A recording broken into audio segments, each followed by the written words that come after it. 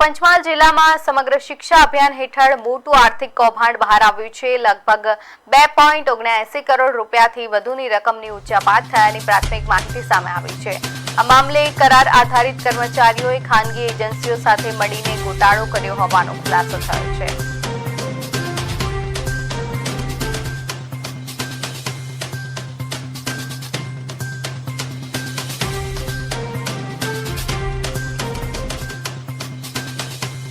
આ જે સમગ્ર પ્રક્રિયા છે એ વર્ષ 24-25 અને 25-26 દરમિયાન એમણે જે ખરીદ પ્રક્રિયા છે એ બનાવટી દસ્તાવેજોના આધારે કરેલી છે, જેમાં આ બંને કર્મચારીઓ ઉપરાંત એમની સાથે મેળાપીપણું કરનાર જે એજન્સીઓ છે તેમાં એક JS કોમ્પ્યુટર, બીજી એજન્સી છે શ્રીરામ એન્ટરપ્રાઇઝીસ, વેદિકા એન્ટરપ્રાઇઝીસ અને અક્ષર સેફ્ટી પ્રોડક્ટ્સ છે।